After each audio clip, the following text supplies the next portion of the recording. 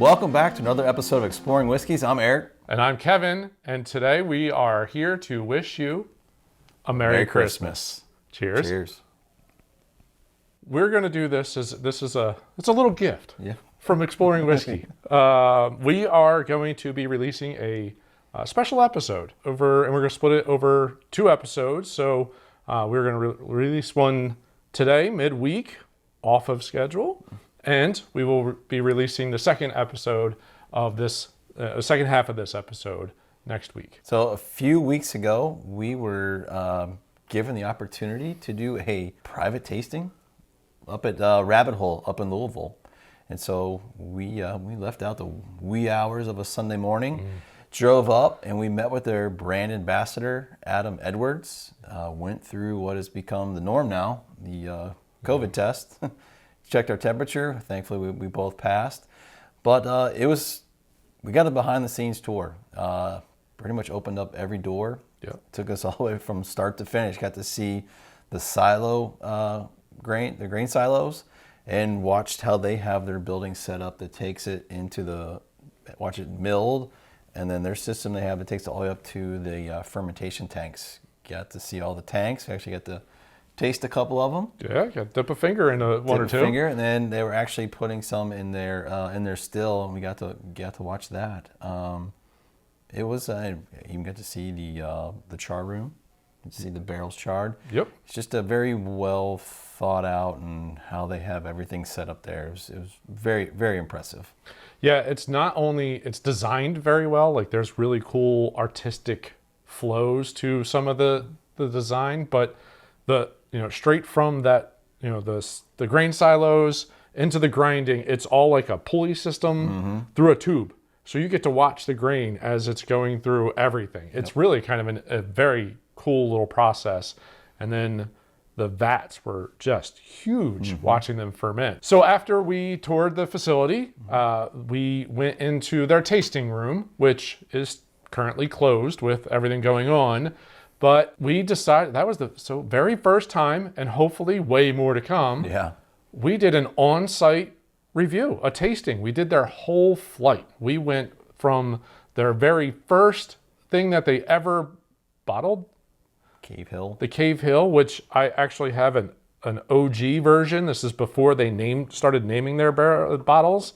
But we got all of them, including their Founders, which is a very rare bottle. And we even had Their gin. First time we've ever done gin on this channel. You can sip it. And It's not even you can use it for a cocktail, but it is fine just in glass by itself. It's surprising. The nose was a little odd, but then the flavor profile just was awesome. Well, due to the length of the episode, it is pretty lengthy. We decided to go ahead, as Kevin previously mentioned, we're going to do a 2-part. And we'll have a midweek release this week for part 1. And then next week, we're going to do part 2. Yeah. So we hope you enjoy. As Kevin said, this is kind of our Exploring Whiskey's Christmas gift to you.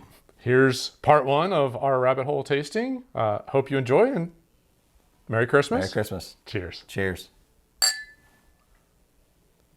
Welcome back to Exploring Whiskeys. I'm Eric. I'm Kevin, and today we have a special edition and a guest. So we have Adam Edwards, who's the brand ambassador? The digital brand ambassador. That's me, yep. One and only. For Rabbit Hole in Louisville, Kentucky. So Adam reached out to us and gave us a little invite up to take a quick tour and do a sampling. And now we get to sample some great whiskey and share our thoughts. So life's hard, isn't it? It's a very rough life. It's been one of those weekends. Things just seem to be going okay. I'll take it. I will take it. At this point, I'll let you take the lead. Awesome. Yeah, I really appreciate you all coming up. It's a beautiful day for this, and I hope that you all enjoyed what you saw. I know you all shot some B-roll you probably add into this, but yeah, like you said, I'm the brand ambassador. I'm the digital brand ambassador for Rabbit Hole. I don't know if there are any other of those. I'm the only one that I know of. There might be some other DBAs, as I call them, but it's a pretty new role for the industry. Yeah. Really, it kind of got born out of the pandemic.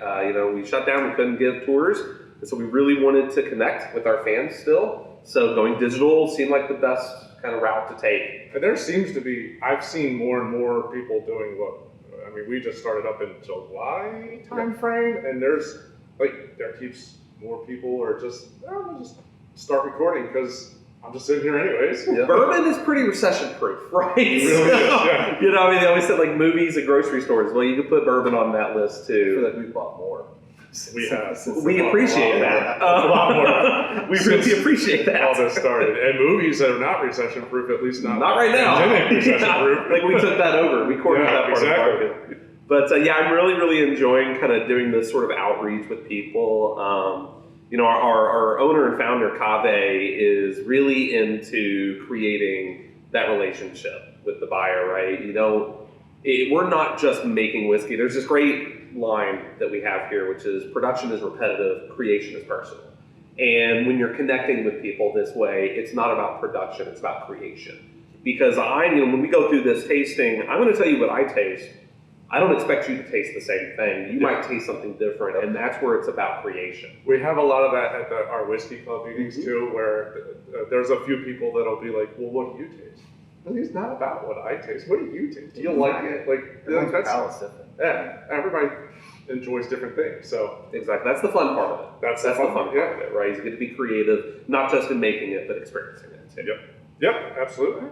Well, let me give you a little bit of a rundown of what we have. Okay. And what's really great is I always kind of go in this order because I feel like this kind of tells the story of Rabbit Hole too. And so as we taste it, we'll kind of go through the story of how we started as well. So we're going to start with Cavehill at your left, our right. This is the original bourbon. Now, before we really get into like nerdy sort of tastings and aromas, we're going to do something that's very special to me. Okay.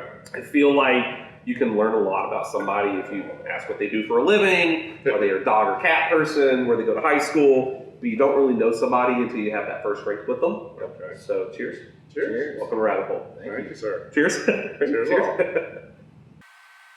I do have a little ulterior motive. That first drink is never the be-all, end-all drink when it comes to spirits because it's usually the prepper. It's just alcohol, right? It's just like a punch in the face. Yeah. A lot of times we will do a quick pour of a slightly 100-ish proof just to kind of get ready. Yeah, you're shocking it out. That's really when you're warming up, you're shocking it. So now that we've kind of done that, we can get a little bit deeper in the flavors of this. This is the first bourbon that Cave created. This really, it's called Cavehill because it really pays homage to the distillers that came before us, the giants that we stood on the shoulders of to like elevate a spirit that was already great. And where that comes from is Cave's idea of history.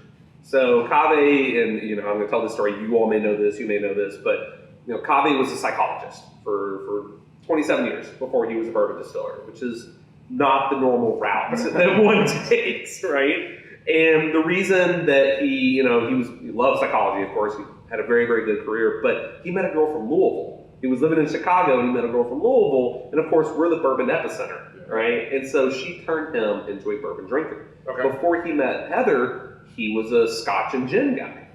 That didn't disappear. So when you think about Scotch, right, a lot of malt. Yeah. A lot of malt, right? Yeah. Malt's the name of the game here. Mm-hmm. So Cavehill is 70% corn and 30% malt. And that's a 4 grain. So it's 10% malted wheat, 10% malted barley, and 10% honey malted barley. Okay. And even though there is no rye. No rye. Which is crazy because when there's still a little spice in there. Right? And that's so like if you do this blind, you're probably going to say this is a high rye bourbon because it has the spice in there. It doesn't have like the green notes that rye does, right? I think there might be like or the unsweet taste. Yeah, exactly. And when we get to our rye, like you're going to get some of that tea in there, because that's classic rye. The spice on this one is like baking spices. It's clove, it's cinnamon, it's allspice, right? And the progression of this is, spice right away on front, tangy in the middle, so like green apple, green pear, and then exactly. My uncle would say it's delish. It's delish. And then the finish is super sweet. Lots of vanilla custard, lots of honey very from sweet. the honey malt. Very honey. Yeah. Lots of honey, like honeycomb on this. But the nose doesn't. There's not an overpowering scent from the nose. It's just a little sweeter, a little bit of spice, and it's not a strong nose to it. There's much more on the palate. Light nose, heavy body. Yeah, exactly. You've got better words for it. I think you've done this maybe a few times. Oh, marketing! I tell you, it's a heck of a world.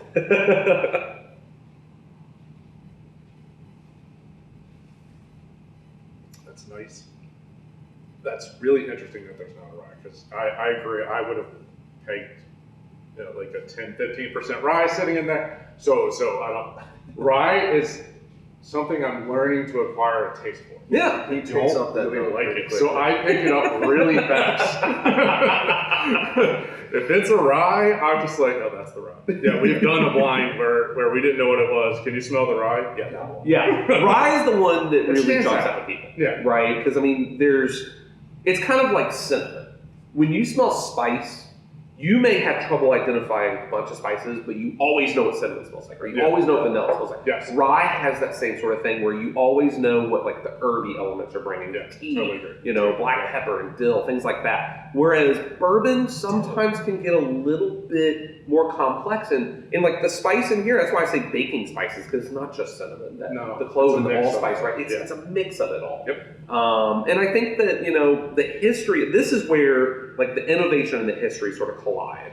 Is, one thing that kind of drove Cave crazy was when he started getting into bourbon, he'd walk into a liquor store and he sees like 30 bottles on the shelf. It's like 4 people making everything. Yeah. And you didn't know where anything was coming from. You didn't know the mash bills. You didn't know where the barrels were coming from. You didn't know what distillery was making it. We put all that on the label. Yeah. Right? So Cavehill, first of all, it's very unique. You don't want to do white noise. Why put something out there that is like blends in with everybody else? Exactly. Right. Yeah. High rye, high gotta be a wheat, little different. Yeah. Exactly. So he wanted to do something that not only spoke to traditional mash bills or his history with Scotch, but also spoke to where he thought bourbon was going. Okay. Right? It's not, we were just kind of talking on the walk up here, it's not all about having the oldest bourbon or the bourbon with wheat in it or anything. And now it's about balance. Yeah. It's about blending. balance. Exactly. That's what we've had a handful that on paper sound delicious, but like they didn't quite blend it, and we've got a running joke. And who's the guy that sat there and said, that's perfect, time to bottle? Because we're going, no, that needs something else. So, not that we're not experts in the industry, but like you could just, and it's not like it's just us. We'll then take it to our friends and be like, hey, try this. Just What's to see if wrong you're with it? crazy, right? Yeah. Get a second opinion. Yeah, do you get this too? Because we're sitting there going, I don't understand where they were thinking. Well, even the other way, it's the price of the bottle. Some people are just driven to it's got to be Yeah, if it's 40 expensive, or it's the 50 best. bucks. But we've done episode where it's all the stuff you go into a liquor store that's below your knees. Yeah. And it's $15, $16, under $20. And so we found out that some of those taste better than $50 bottle. And for us, we've started making that if you want your everyday drinker, well, that's the bottle that sits on the bar or the bar cart. Yeah. Price doesn't always line up with flavor. Where price lines up with is, age, a lot of times, because the longer the barrel is sitting, the more taxes you're paying, right? Yep. So that's where your price is going to come from. But a lot of times, price is about what's inside the bottle. We are a luxury brand. And the reason we're a luxury brand, that's what we want to be, but also you can look at what goes into this bottle. So the grains, we're using a lot of malt.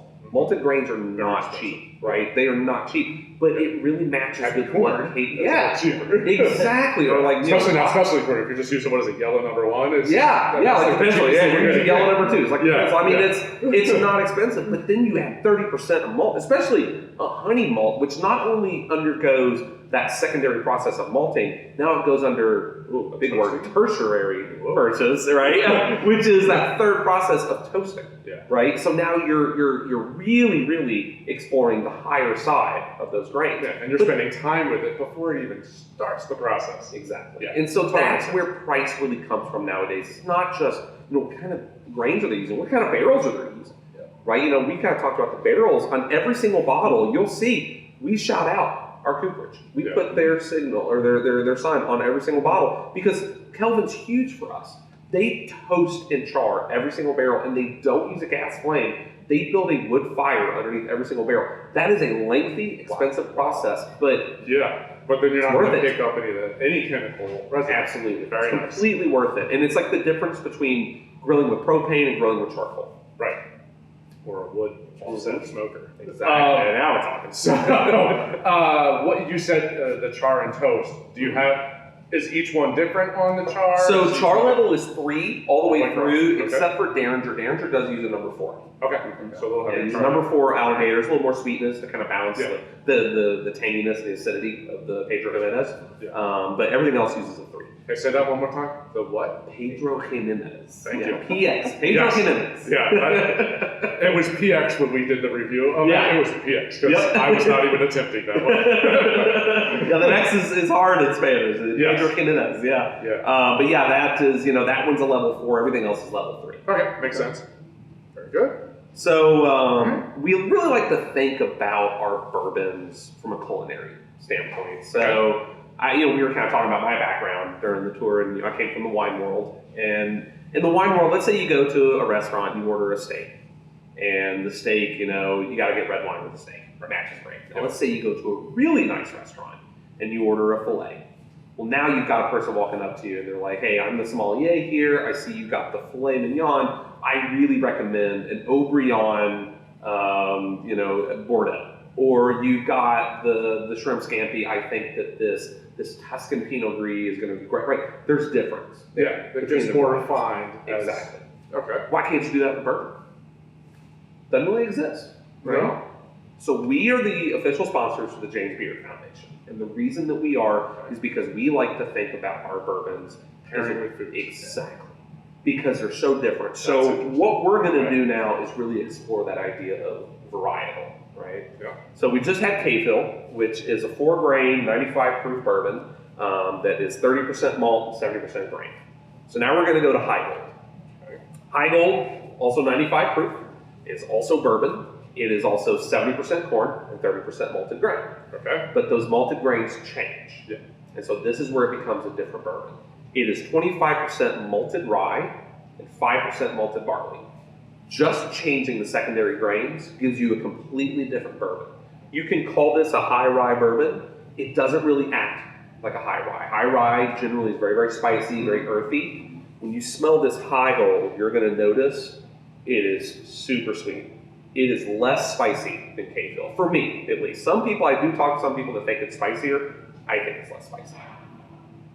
I will say, so you went from more honey note to a more vanilla note, caramel, like those kind of notes. But I don't get a rye note off of that, per se. So because you malted the rye, does that just change the whole profile there? It does. So, malting not only changes the flavor profile, it changes the physical grain itself. You're getting more surface area, right? You're opening up that grain, and so it's going to release more enzymes. That's why, you only need a little bit of malted rye. That's why, like when we get to rye, our rye whiskey is 95.5. You only need 5% malt in that because that's all barley needs. For rye, maybe a little higher, but you're changing the flavor. That is so vanilla. And the rye grain itself, by the way, this is German. It's a German grain that we're using on this because we named this after Christian Heigold, who is a German immigrant to Louisville, who was a stonemason. He actually carved the original Jefferson Street courthouse steps.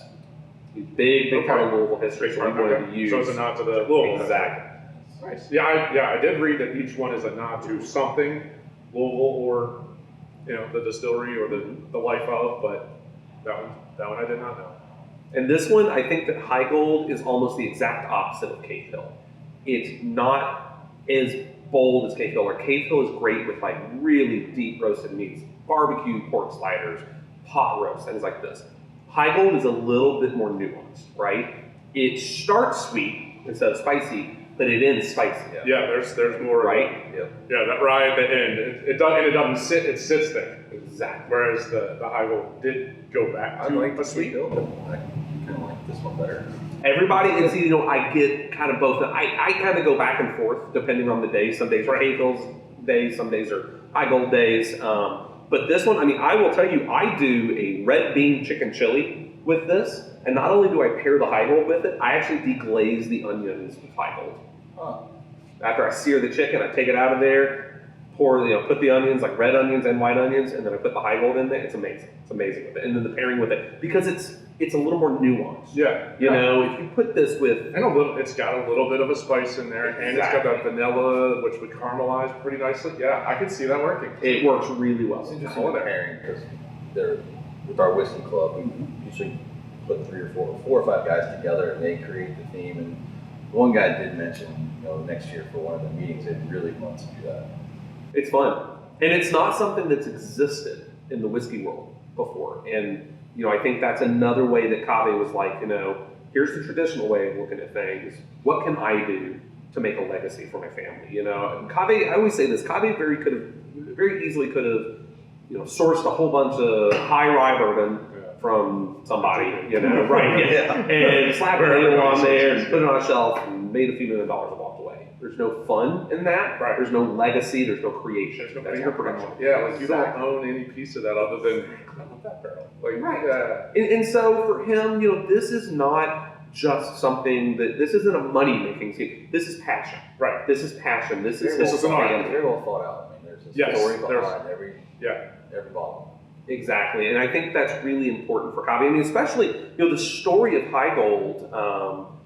When Christian, so this is like the 1850s, when Christian immigrated to the U.S., came to Louisville, and during that time there was a party called the Know Nothings in power, and they were very anti-immigrant, which is ridiculous in the U.S. So it's a ridiculous thing to say because we're all immigrants. And he, even though that big anti-immigrant sentiment was there, he didn't struggle. He made a name for himself. He built a house. It's about 1.5 miles that way. It's called Heigold House. And the house fell down a long time ago, but the facade is still standing. It's an all-stone facade that he built. And there's a bust of James Buchanan, who was president at the time. There's scenes of like George Washington all along it. It's beautiful. And I think that resonated with Cave, because Cave is an immigrant family. His family is from Iran. He moved here when he was like 9 or 14, something like that. And so he hears about this, person that comes in from another place, makes the United States and Louisville his home, and really embraces that idea of being a patriot, but does one of the most American things ever, is making bourbon, right? And so I think that story of Christian really resonated with Cave, and that's why this is a huge passion project. And art translates. Yes. That's definitely something that, like, that story is a perfect story. Like, okay, maybe they have issues with all immigrants, but his art will translate beyond whatever that it still bias stands. is. Yeah. It still stands, which, there aren't any know-nothings left, but there's a lot of Christian left, right? Exactly. And I think that's, once again, I'm going to use that word, legacy, right? You're creating legacy like this. If Cave's family crest, it says, and when we get to the founders, it's on the founders' bottles, Amari et opus, love and work. Love what you do, go all in. And that, that is a theme that you're going to see in the stories of these bottles, is that you love your family, you include your family in your work, and your work will include your family. That's the AC. Yeah, the AC always gets on again, yeah. No, the funny part, I'm going to say off that one, the nose is much better. I like the finish of the Heigold a little bit better. So, it's kind of funny how they play differently, but I could also see them pairing with different foods because of that. So I like that. I'm starting to get that. You like that peppery finish. Yeah. I can see myself eating some chili. I think that's really important about this line too. Is just off the first two, you can say there's something for everybody here. Yeah, right. Yeah, There's something for everybody. Preference, whatever. Yeah. No sense in making the same bottle over and over. No reason to do that. Yep. All right, so we've done bourbon, and then we did a high rye bourbon. Let's go all the way. your favorite, rye whiskey. So this is our rye whiskey called Boxergrail. Now, I've explained the name so far. I don't know if I need to explain Boxergrail here in Louisville. No. This is a Boxer City, right? Obviously. All right. Sorry. I'm technically from the Northeast. I mean, Louisville, I'm going to use a very marketing phrase on this. It's very bold, and it takes a stance, and it's very worthy of a title of the most celebrated rye mash bill out there, which is 95.5. Right. 95% rye, and this is Canadian rye grain, not German, so it's a different rye grain. 5% malted barley, that is the most celebrated rye mash bill out there. Cave's mentor, Larry Ebersole, is at MGP, which was, that's where 95.5 came from. This is not MGP's rye, though. This is ours. Okay. And so we took that very classic mash bill, and using those special Kelvin barrels really changes it. Because you expect a 95.5 to be black pepper and herb and floral. Ours is pretty darn sweet. When you smell it, for me, I get tons of Werther's Original with like orange peel and then like a little green note, like mint or even dill, like dill weed a little bit. You mentioned the dill. This is weird. My first initial, it's almost like when you open a can of paint. I don't know. Yeah. But now you mentioned dill, and I go back to it. Yeah. That herby sort of flavor lives on the same part of the wheel. Is like some of those, like almost, I didn't use the word abrasive, but like really strong, bold sort of flavors of alcohol and grain. Yeah. Right? They live on the same part of that wheel. But you were kind of talking about tea earlier. When you drink this, you're going to notice that there's a ton of like Earl Grey tea. Earl Grey tea. Okay. And this is also 95 proof. I can't get away from the dill now. Yeah. It's good. Once you hear it, you're like, that's exactly it. Yeah.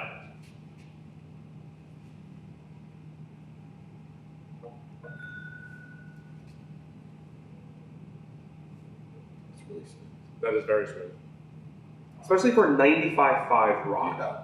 And I'm going to say, so far, they're all 95 proof, and you're not getting, there's no ethanol burn off of those. I mean, again, the very first it's all about balance. It's very smooth. Everything's going down really nicely. I guess it's not as sweet as I was originally thinking it was going to come off on. I'm not getting Werther's. That is not the I feel like the nose is very sweet. When you taste it, then you start to get more of those kind of earthy, floral, and herby notes. But I'm not getting the pepper that I do get from a lot of ryes. I'm missing that. Okay. If you like, what I like, drop a couple drops of water in there. You would think that by adding water to this, you're going to like tame it down and water it down. Okay. When you add the water to this, you're going to actually get a whole lot more of the spice. The black pepper, white pepper, the tea, the mint, the floral elements are really going to get strong in this. And I think that's really, really cool from a scientific standpoint. Like what is happening? What does the water just do to add chemically to change the whole profile, right?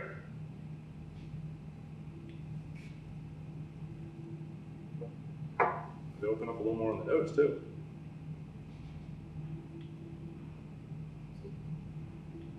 A little sweeter for me.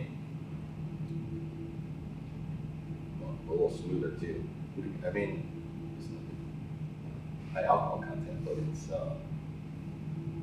making anything. Oh, sorry.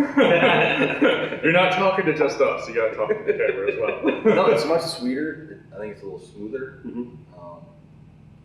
But more spice at the end. Yeah. You get more of the spice at the end. Yeah, I was going to say, the very beginning ended up being a little bit sweeter to me with the water, and then a lot more of the spice notes. It's still not, I wouldn't say pepper though.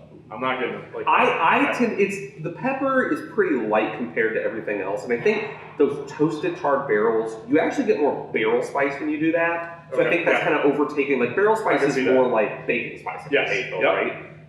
And that sort of covers up a little bit of the rye spice. It's still there, but I think it's balanced. It's not its own thing on the edge of your palate. It's all inclusive. It's kind of adding to the total, right? It's not being its own sort of ingredient. Yeah, it's not breaking it off to the side. Mm-hmm. Yeah. It's very blended. Like the notes. We've had a couple where it's like, oh, in the front of your tongue it's this, in the middle of your tongue it's this, and then it hits the back of your throat. It's all like it's three different things. It's a very again, it's a little sweeter on the front, but I know the sweet receptors are towards the front of the tongue. So, but then it's a very It's like an even blend as you're drinking it back. So that's very nice. Think about how you compose dishes. Like if you're a chef or a cook, you compose dishes that way too. Like you don't want anything sticking out. Right. You want it all working in harmony. Together. It's the reason we really approach this from a culinary standpoint. I always find when I aerate it in my mouth, it kind of feels like it proofs it up. There's a little more burn, but then the finish for me now it's the Werther's, the caramel. I'm still not getting that. but again, I've tried. This is a known issue. We've known issue. I'm trying to expand out and broaden the palate. So If I said it before on some of our show, I don't understand by aerating it how it ends up feeling hotter.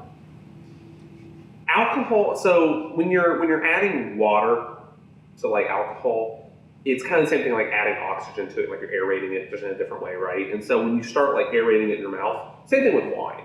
It gets a little thicker. You're adding your own essence to it, right? But you're also really breaking down those. This is where I'm probably going to get slammed, but like I think it's congeners. You're really breaking down those congeners, like the flavonoids, like the flavors that are coming through. You're breaking those down even more, and you're getting more exposure to it. yeah. Okay, that makes sense. So that's as much as I understand it. I'm sure somebody's going to comment on this and be like, actually, like, you know what I mean? So we'll see.